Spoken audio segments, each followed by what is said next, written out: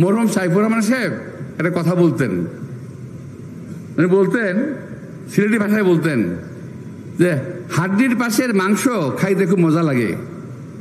হাড্ডির পাশে খাইছে না?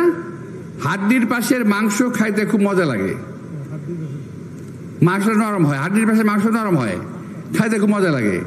তো যখন নাকি বিএনপি একটি বড় দল, একটি সুন্দর দল, একটি গোছানো দল, এই দলের বদনাম করতে খুব মজা লাগে, মানুষের খুব মজা লাগে।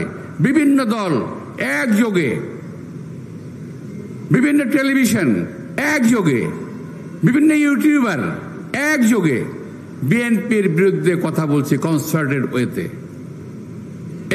এগুলাকে প্রতিরোধ করার জন্য আমাদের কাজের মাধ্যমে জনগণের পাশে থেকে, জনগণের সঙ্গে থেকে বোঝাতে হবে জনগণ বিএনপি ছাড়া এই দেশে জনগণের কোনো বন্ধু নাই।